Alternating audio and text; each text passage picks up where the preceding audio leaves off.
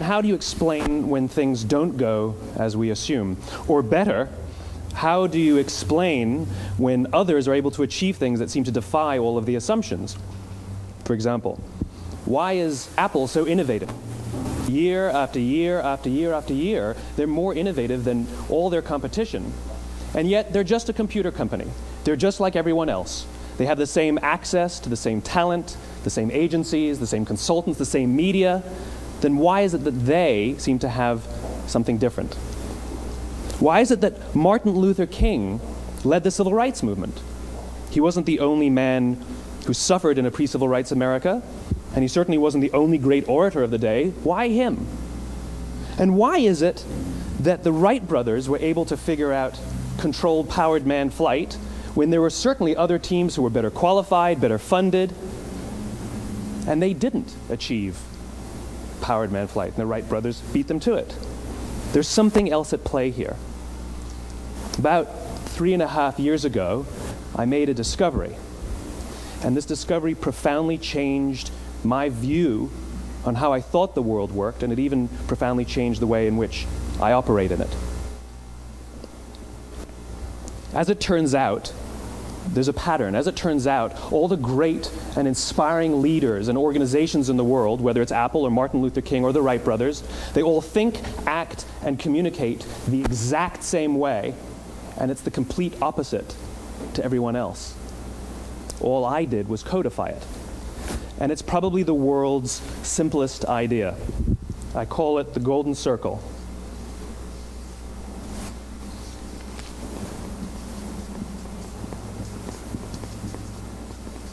Why, how, what? This little idea explains why some organizations and some leaders are able to inspire where others aren't. Let me define the terms really quickly. Every single person, every single organization on the planet knows what they do, 100%.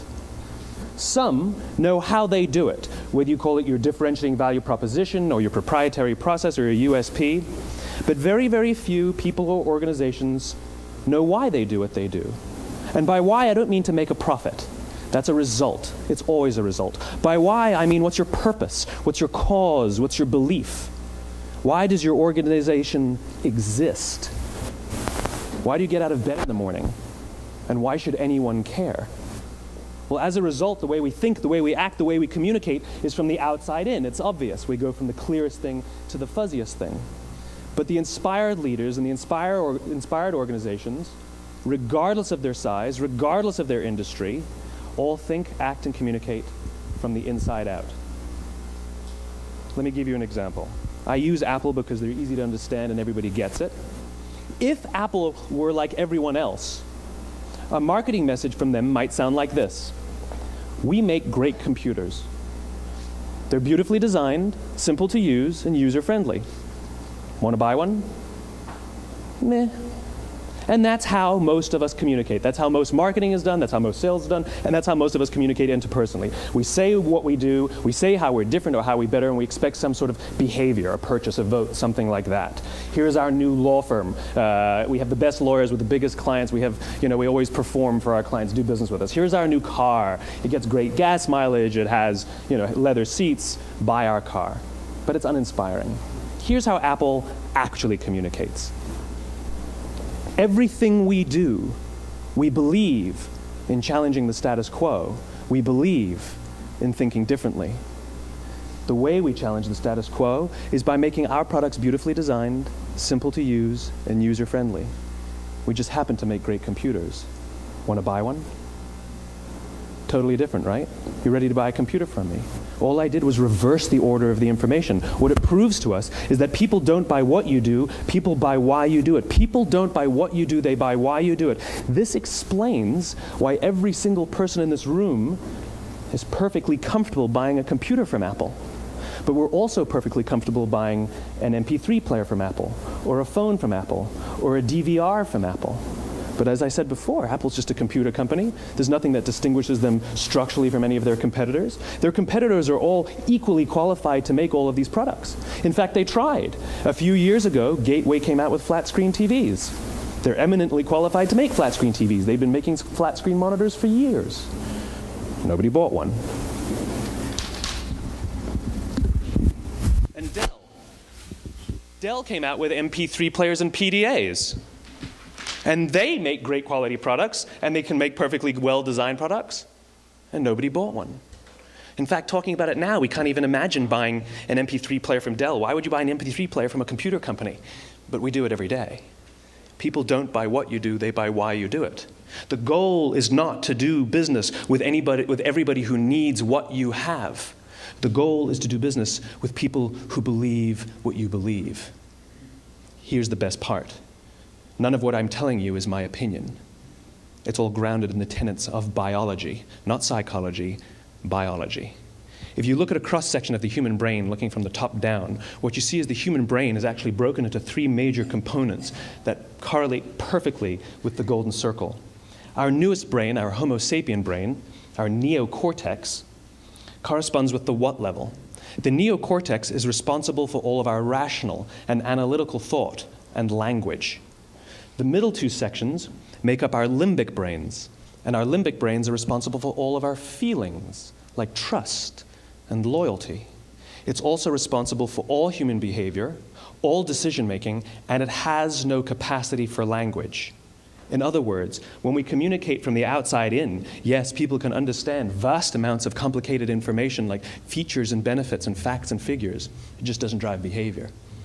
When we communicate from the inside out, we're talking directly to the part of the brain that controls behavior, and then we allow people to rationalize it with the tangible things we say and do. This is where gut decisions come from. You know, sometimes you can give somebody all the facts and your figures, and they say, I know what all the facts and details say, but it just doesn't feel right. Why would we use that verb? It doesn't feel right. Because the part of the brain that controls decision-making doesn't control language. And the best we can muster up is, I don't know, it just doesn't feel right. Or sometimes you say you're leading with your heart or you're leading with your soul. Well, I hate to break it to you, those aren't other body parts controlling your behavior. It's all happening here in your limbic brain, the part of the brain that controls decision-making and not language. But if you don't know why you do what you do, and people respond to why you do what you do, then how will you ever get people to vote for you or buy something from you, or more importantly, be loyal and want to be a part of what it is that you do? Again, the goal is not just to sell people who need what you have. The goal is to sell to people who believe what you believe. The goal is not just to hire people who need a job. It's to hire people who believe what you believe.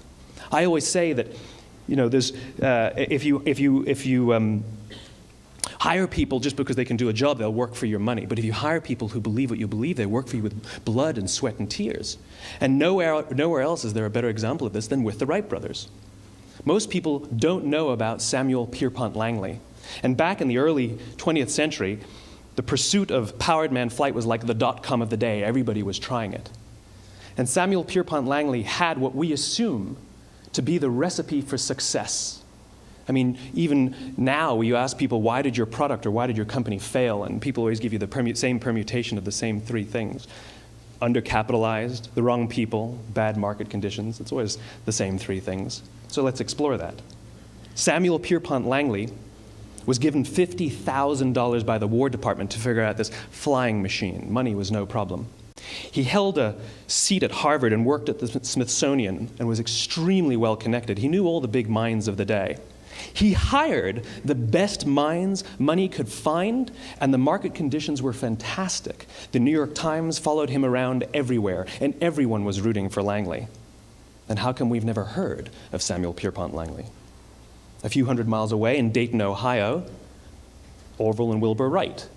They had none of what we consider to be the recipe for success. They had no money. They paid for their dream with the proceeds from their bicycle shop. Not a single person on the Wright brothers' team had a college education, not even Orville or Wilbur. And the New York Times followed them around nowhere. The difference was Orville and Wilbur were driven by a cause, by a purpose, by a belief. They believed that if they could figure out this flying machine, it'll change the course of the world. Samuel Pierpont Langley was different. He wanted to be rich, and he wanted to be famous. He was in pursuit of the result. He was in pursuit of the riches. And lo and behold, look what happened. The people who believed in the Wright brothers' dream worked with them with blood and sweat and tears. The others just worked for the paycheck. And they tell stories of how every time the Wright brothers went out, they would have to take 5 sets of parts because that's how many times they would crash before they came in for supper. And eventually, on December 17th, 1903, the Wright brothers took flight. And no one was there to even experience it. We found out about it a few days later. And further proof that Langley was motivated by the wrong thing, the day the Wright brothers took flight, he quit. He could have said, "That's an amazing discovery, guys. Now we'll improve upon your technology." But he didn't. He wasn't first. He didn't get rich. He didn't get famous. So he quit. People don't buy what you do, they buy why you do it. And if you talk about what you believe, you will attract those who believe what you believe. Well, why is it important to attract those who believe what you believe? Something called the law of diffusion of innovation. And if you don't know the law, you definitely know the terminology. The first 2.5% of our population are our innovators. The next 13.5% of our population are our early adopters. The next 34% are your early majority, your late majority, and your laggards. The only reason these people buy touch-tone phones is because you can't buy rotary phones anymore. We all sit at various places at various times on the scale, but what the law of diffusion of innovation tells us is that if you want mass market success or mass market acceptance of an idea, you cannot have it until you achieve this tipping point between 15 and 18% market penetration, and then the system tips. And I love asking businesses, what's your conversion on new business? And they love to tell you, oh, it's about 10%, proudly. Well, you can trip over 10% of the customers. We all have about 10% who just get it. That's how we describe them, right? That's like that gut feeling, oh, they just get it. The problem is, how do you find the ones that just get it before you're doing business with them versus the ones who don't get it? So it's this here, this little gap, that you have to close, as Geoffrey Moore calls it, crossing the chasm.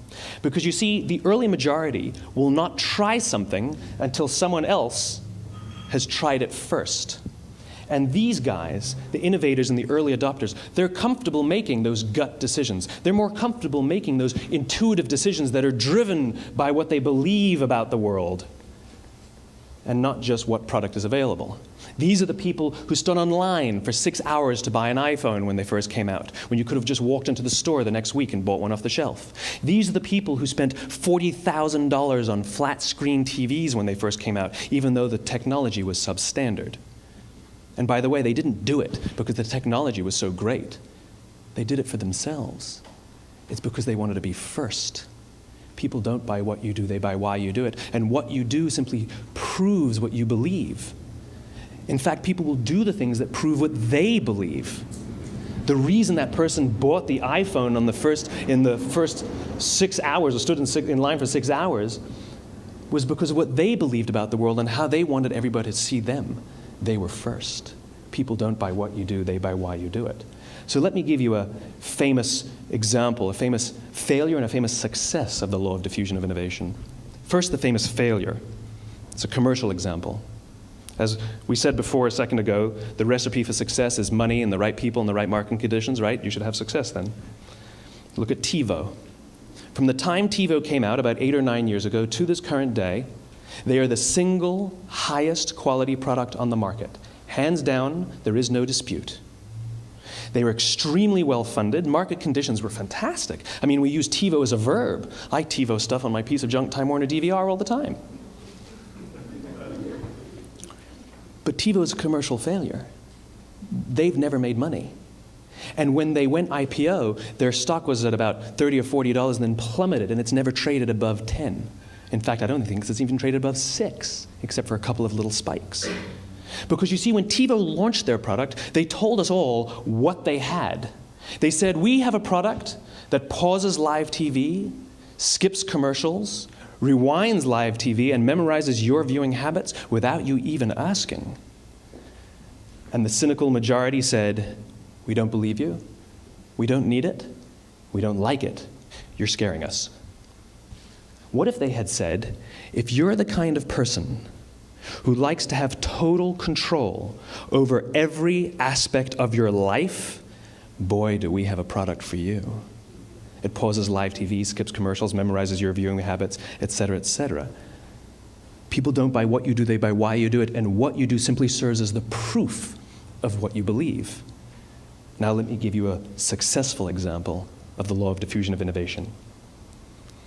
In the summer of 1963, 250,000 people showed up on the Mall in Washington to hear Dr. King speak. They sent out no invitations, and there was no website to check the date. How do you do that? Well, Dr. King wasn't the only man in America who was a great orator. He wasn't the only man in America who suffered in a pre-civil rights America. In fact, some of his ideas were bad. But he had a gift. He didn't go around telling people what needed to change in America. He went around and told people what he believed. I believe, I believe, I believe, he told people. And people who believed what he believed took his cause and they made it their own, and they told people. And some of those people created structures to get the word out to even more people. And lo and behold, 250,000 people showed up on the right day, on the right time to hear him speak. How many of them showed up for him? 0. They showed up for themselves. It's what they believed about America that got them to travel on a bus for 8 hours to stand in the sun in Washington in the middle of August. It's what they believed, and it wasn't about black versus white. 25% of the audience was white. Dr. King believed that there are 2 types of laws in this world, those that are made by a higher authority and those that are made by man.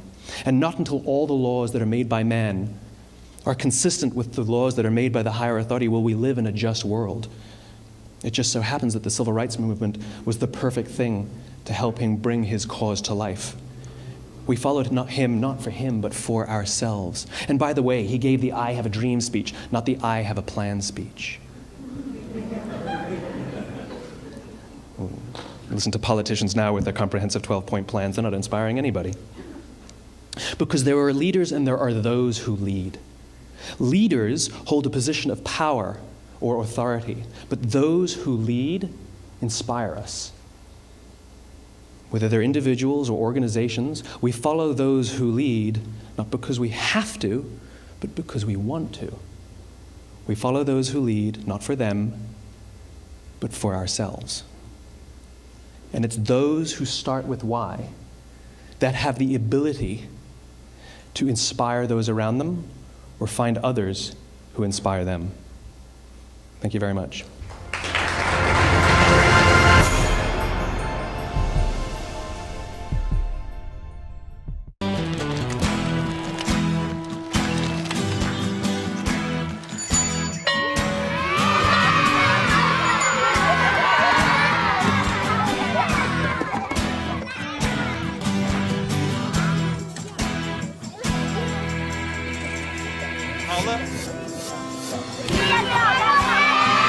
Sharing.